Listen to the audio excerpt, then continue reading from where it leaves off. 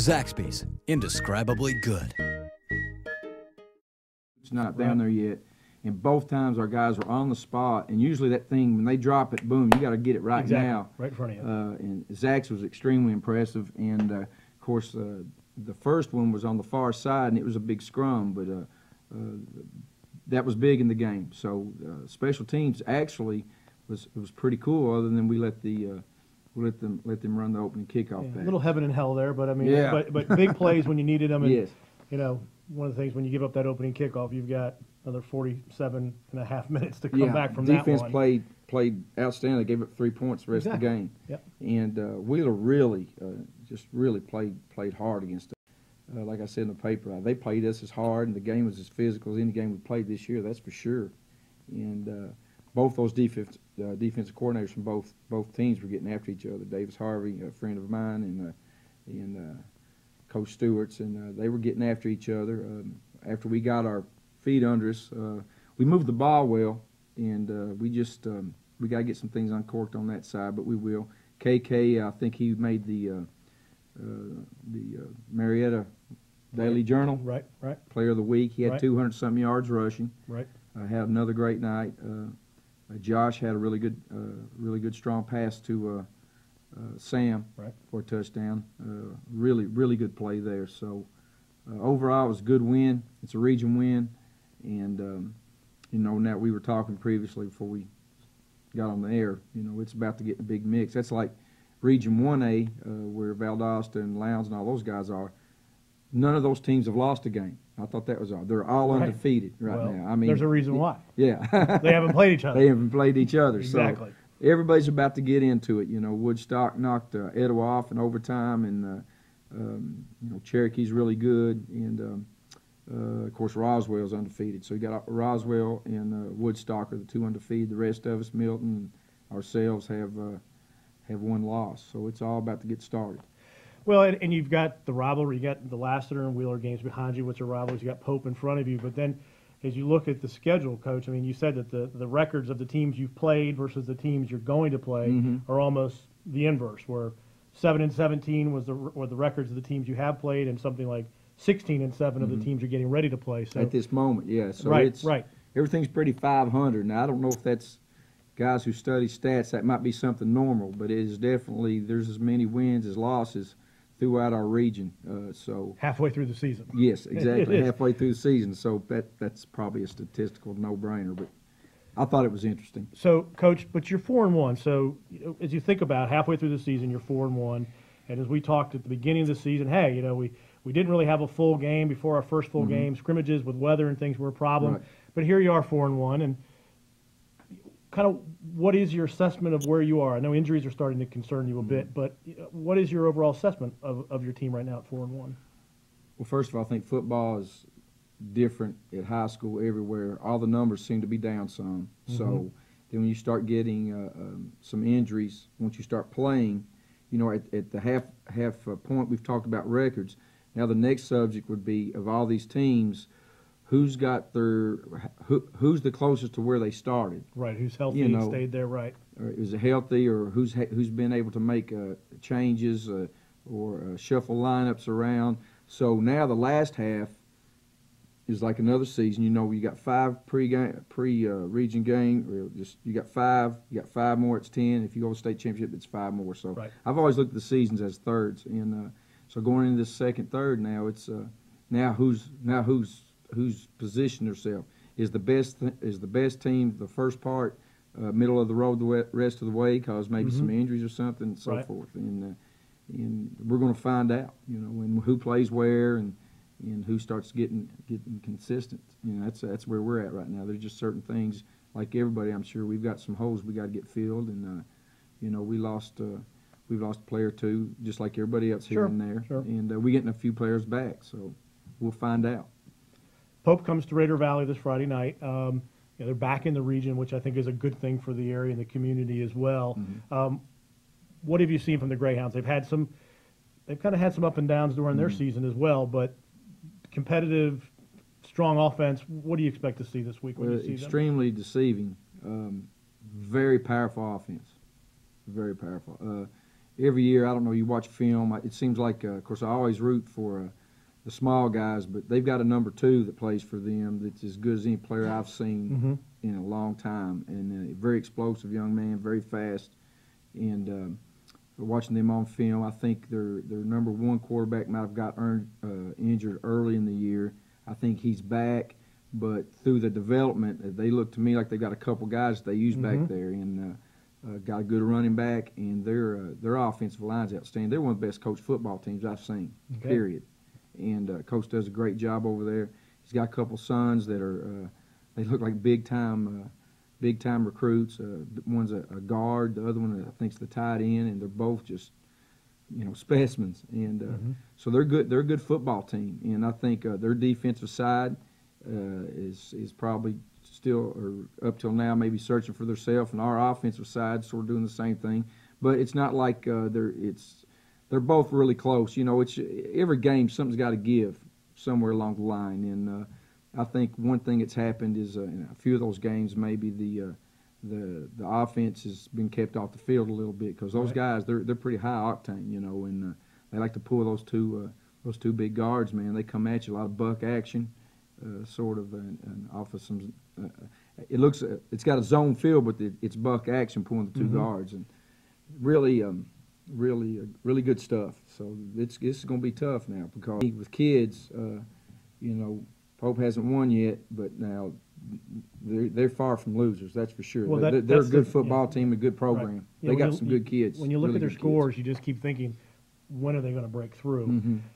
You're at that time of the season, though, where it is a cliche, but it's one that we've all heard when we played. But it's really true right now with your kids, which is we're going to worry about the game in front of us.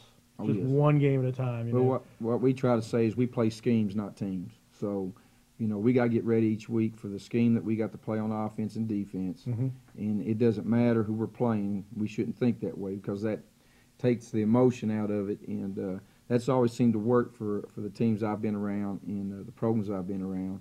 And we try to do that, and we just want to play a game. And that's the goal of it. And then, you're also getting up in the school year now, and everything is settled in, and we got to get that homework done.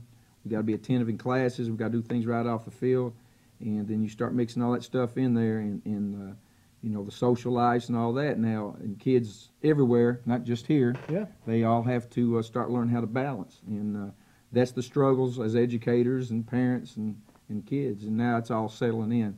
And so in there somewhere you're supposed to win a football game. So it's really that's sort of down the line a little bit. But well, the attention you compete for their attention as their head coach, just as their teachers do, their parents do, and their friends do. And you've only got 10 weeks to really kind of make that happen. So the Raiders are going to host the Greyhounds on Friday night, and it'll be on Raider Vision, of course. Now we're going to take a break here and hear from our sponsor, Zaxby's, with 2 locations in East Cobb, and we're going to come back. Coach, you've been getting some fan mail, so we're going to read some fan mail, and then we're going to have a little kind of thumbs up, thumbs down kind of rapid fire section for you. So we're going to take a break here from Zaxby's, and we'll be right back.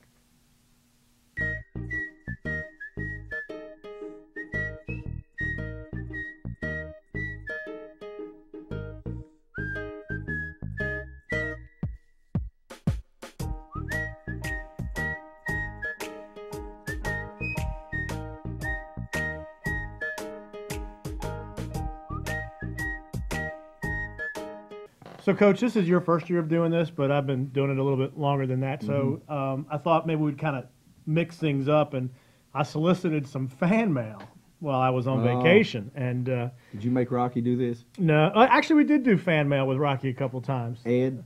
Ed wouldn't do the show. He said one bald guy is enough, and he didn't. He wouldn't do it. But I saw Tripp this weekend. So for Pete, from Pete in Camden Place. Okay. Camden Place. Do a lot of universities visit Walton for recruiting? And when is the busiest time for you as a high school coach with college recruiters? With the recruiters? That is after the season, right after the season. And the playoffs is when it starts. Okay. So like your busiest time is, team-wise, is also when they're out. So right. And, of course, just being at Walton, I do know with talking with Tripp and Rocky and those guys, and the guys that are there now, I saw a stack of Stu keeps all the cards when they come in. And there was a stack, I mean, this tall. Right. People who'd been here in the spring. And of course, with the reputation that they've got of number one grades, and then number two, the guys that they've sent from Stanford to Alabama to you name the places. Right. In all levels of schools, and they're always going to stop through here. So I've not experienced that here yet. The other schools I was head coach of, they were in Southeast Kentucky, and you got those schools were mostly Kentucky schools, smaller schools, and we would get a few. But when I went to South Florida, now that's when that was my first exposure to a lot of recruiters. I had a couple kids, and there were a lot of people came in and out of North Broward Prep. There were the grades, and and I'm sure it's going to be as much, if not that much more here. So, how much do you get involved with your kids when they're being recruited? Well, Huddle's changed everything. Right. It's really helped out on the highlight film. And it's got used to when Bob and I first started out, we went through different levels, and it went from the mass sending out the mass mail outs to all the DVDs and those type of things. And where did you look at the DVD? Yeah. Well, Coach, I didn't get it, and we know we sent it, and that type of stuff. So that was a lot busier. Then when we got to North, we had like assistant managers that would have to do a lot of stuff all day long. And I learned from Spire because and he was great at that. He always has been. He's always did a really good job with his kids. So I was around that and been around that. So, but now the Huddle, just about they don't even have to even contact you at all. Right, They're going to see it. Then if they like it, then they probably are. Right. And the whole game's changed with all the recruiting services. Now that's a whole nother place. So recruiting is and you've got the money that's involved in that. So somewhere in there is reality, and there's a lot of non-reality in it, which really makes it hard. Yep. Because it'd be nice if we could, but there's no coaches can get anybody a scholarship. Yeah. It's not going to happen. So Bob in East Cobb. Okay, Bob. You can probably figure out which one this is. Which Bob, Which coach had the biggest influence on you when you were a young coach? Well, my dad's coach, number one, and that's what I was always around. He's a Hall of Fame high school baseball coach in Kentucky. When he retired, he was the second all-time leading winningest coach, and then of course he coached for 30-some years. Then he coached football for 20-some, and he was a basketball official for right at 40. Oh, geez. So that was all I was around. Wow. So throw that aside, and then no doubt Bob Spire. Meeting Bob Spire at Bob is originally from the Louisville area and from Meade County in Kentucky, just real close to Bardstown, Kentucky. And he took a job at Knott County Central. It was probably a bottom rung type of as far as the football program. They'd been building. He's sort of having a hard time climbing out, and Bob was time to leave. That's where he was from. He was an offense coordinator at Meade County. Met him there, took that job, and by my dad being a coach and being around those guys, I knew Bob was different. And he spoke a whole different language. He taught me how to teach football, and everything. Me being here, there's no doubt. I've had other guys. A guy named Paul Raines out of Kentucky was also. He was a good friend, good close friend to work with, but now there's no doubt Bob Spire. The reason I'm sitting here is because of Bob Spire. And I think a lot of people forget, Coach, that you're teaching kids how to play football in high school. It's not like you're Dirk Cutter and Mike Smith and those guys that are scheming constantly. You're teaching people how to play the game.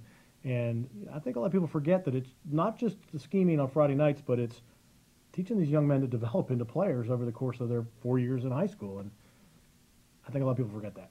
That was something Bob was really good with, because the places we worked with together, we worked together at Knott County Central, and we got back together when he started the program at Lexington Catholic. And I always thought one of the things that he did best, and I'm so glad that I got a chance to hook up with him at that time, because he had good kids, but they had to work year round to develop. And by about that second or third year, some of these kids would develop into some players for us. You'd have one or two, but that were gifted, but it was always the work, the off season, the true program mentality, being around that, seeing that. No matter what the setback is, he was unwavering, and I learned that from him, being competitive, taking on the big guys, pushing through things, and clinicking. And we had a discussion just a few weeks ago about not being lazy, getting out and where we started and where we are now, and we were talking about some scheme stuff, and just a constant. You got to go to where if you're hungry, you got to go to where the food's at. The food's not going to come to you. So I'm just lucky. I've either worked for Bob until I went to Burns last year. Mm-hmm. I've either been a head coach or I've worked for Bob Spire, and or you reverse that. So and Bobby Bentley last year was the first time I had worked with it was an opportunity to work with a coach. Bobby has built his program there, right. Top 10 programs in the nation, right. Year in, year out.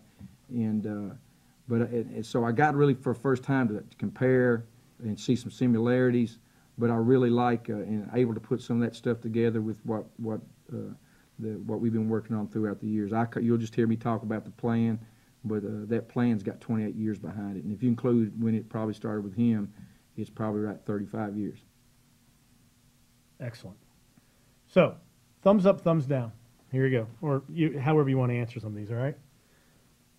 Tonight, Patriots play the Chiefs Monday Night Football. I know you don't know that, but, because you're going to go back and watch Where's film. it at? It's in Kansas City. Oh. But Belichick hoodies, thumbs up or thumbs down? I would say thumbs up because I think Bill Belichick should be allowed to do anything he wants to do. And if he wants to look like that, dress like that, it's all right by me. All right, so one of the shows before the end of the year, we're going to do hoodies? Maybe. I just want some Walton gear is what I want. Walton hoodie? I've got 3 shirts. Yeah, I don't know if it's going to be, I don't think it's cold in Kansas City, so I don't think we're going to get the full hoodie effect. Well, up for the hoodie. All right. But I think Kansas City's going to. Andy Reid in Kansas City. Okay. Yes. All right. Now I know you watch film all the time and all that. So, but is the NFL Red Zone channel the greatest invention since the jet airplane? Oh, that's something. It is. That's great. Absolutely great. Yes.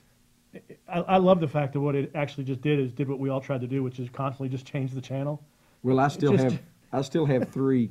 I have 3 televisions in my, and it's not like this big fancy thing like a lot of people in this area might be used to. It's like I have 3 televisions plugged into one thing where I can watch 3, and one is high def, and the other 2, one's ancient and one's just sort of fuzzy. Now, is this a Saturday or Sunday thing, or just whenever you have time to watch games? Well, it's just Saturday. I mean, but there's a lot of times now. We got Thursday nights now, Wednesday nights sometimes, and you can still watch 2 or 3 at one time. Yeah. So it's pretty cool. We just heard the collective sigh from all the wives out there about that. It seems like every night there's football on. Yeah, I miss the old days when you remember when all the best bowls were all the same days. And there was always like about 2.5 hours where overlap. There were 5 on at once because I only had 4 TVs. So there'd be one and it was usually the Capital One Bowl. I'd switch back and forth, but it was I missed that. As Coach Berger used to say, you can't spell citrus without UT. Right? Yeah, there you go. Cha-ching. Yeah. So here we go. Spending an afternoon in February, a Saturday afternoon in February. Here you are. Are you watching Raider game film? Or would you watch the Kentucky-Louisville basketball game? Oh, what is it, thumbs up or what? Well, I'm just asking I'm watching Kentucky-Louisville. I'm proud of you. I mean, we're drawing you out here over these first 5-6 weeks. Watching Kentucky-Louisville. So you've got a big game, 4-1. Pope's coming in here. They don't have a win, but they're playing well. Any final thoughts before we kind of break off and say goodnight to your mom? Yeah. No, all right. Without a doubt, just like last week, that was by far the toughest game of the year. Why? Because we were in the moment and they were playing us hard. So that was a good solid win. It's going to be the same thing this week. There is no game after it. Us, Pope, it's a Super Bowl. Right. And whoever comes out of that game, it's going to be a tough game, and somebody's going to be able to say they beat a heck of a team that night. Yep. And so that's exactly what's up. And I know they're over there getting ready for it. We're trying to get ready for it, and that's what we're going to have right here. And it's both communities. This place should be packed, and everybody's looking forward to it. You know, we're in Georgia, Friday night football, right here at Raider Valley. Fired up for it. If you can't make the game, we'd love to see at Raider Valley. But if you can't, you can watch us on Raider Vision. And if you want to send an email to Coach and ask him a question, it's at walton.raiders.sports@gmail.com. And Mr. Pete English will be editing and reviewing any questions we got. I bet there'll be a lot of editing. Yeah, there'll be a lot of editing. Yeah. But anyway, say goodnight to Mom. Good night, Mama. And we will see you after the Pope Greyhounds game, and we will also see you on Raider Vision this Friday night. Go Raiders.